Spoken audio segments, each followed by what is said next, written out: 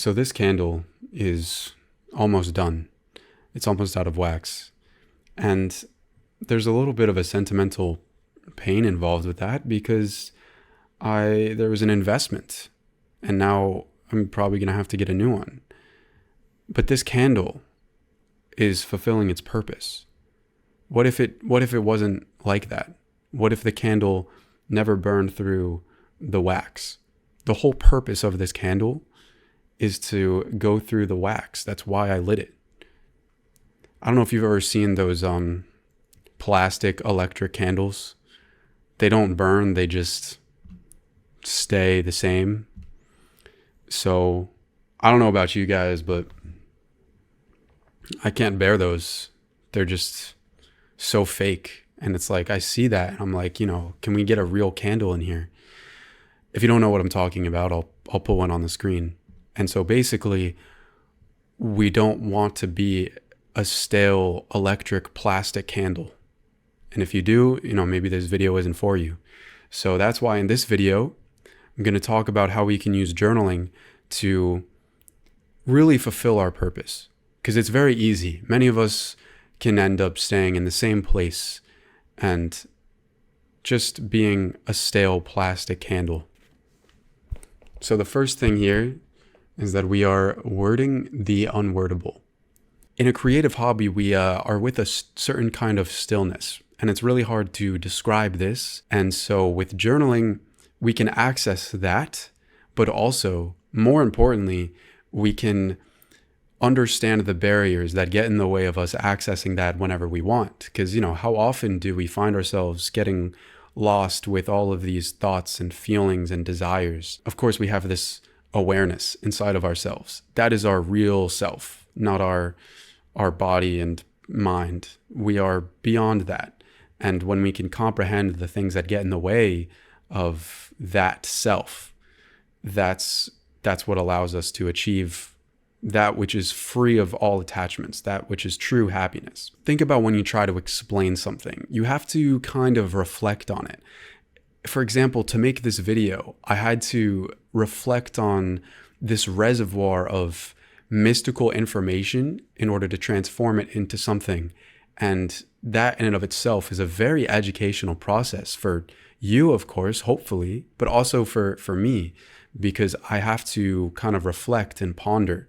By trying to articulate the unwordable, we start to truly listen to the tune of our innermost self. It's like composing music. Though the melody exists inside of us, we don't fully recognize it until we put the notes on the page and bring it to life. Bringing it to life realizes ourself more. So the next thing is the thread. We can be journaling and it kind of kicks off this momentum. A lot of us might be in some sort of inertia where it feels like we're stuck in a lot of noise and it's hard to have some guidance. But when we start building some momentum and when we start writing and like exploring our internal world, then we might catch some sort of thread. We think about something that, maybe was a barrier for us throughout the day. Like maybe there was some sort of emotion or reaction. And by asking ourselves why, what's behind this and working with these questions, we can kind of start to catch this thread. And the beauty of this is that it brings us into this mystical flow. It's like the same sort of flow of a flower blossoming, where instead of intellectualizing and trying to calculate, we catch this thread of mystical guidance. And the benefit of this is that we start entering this wave that guides us into the parts of ourselves that we wouldn't have understood if we were trying to think about it with our mind. And this results in quicker progress, because instead of to reach these revelations that you get when you catch a thread and explore yourself through that mystical force, those revelations, for many people, that insight, for most people, it can take a lot of external experimentation and more unnecessary time. But when we take time to look within, we can skip out on a lot of that external, unnecessary, random behavior. The third point here is that journaling is like having proper hygiene, okay? If we want clean teeth, we have to floss and we have to brush. We have a lot of dirt, a lot of filth, and it's kind of like flossing in that we can use our pen and paper as a tool for getting rid of these barriers. And then when we brush our teeth, it's like polishing.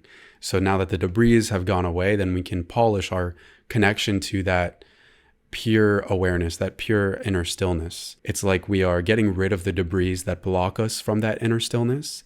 And then we are also being in union with that inner stillness and strengthening our connection to it.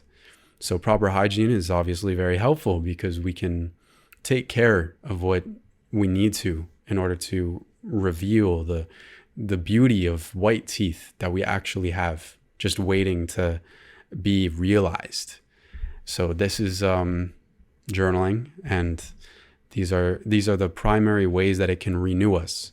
So, if we want to fulfill our purpose and really accomplish what this candle accomplishes, it just went out. This video was meant to come into your feed so that you could see this is our purpose. So that's what I recommend. So I hope this video is helpful. We're just talking about how this can renew us. And if you have questions that are a bit more tactical or philosophical, then feel free to ask them in the comments below. Anything you might be curious about. Have a wonderful rest of your day. Peace out.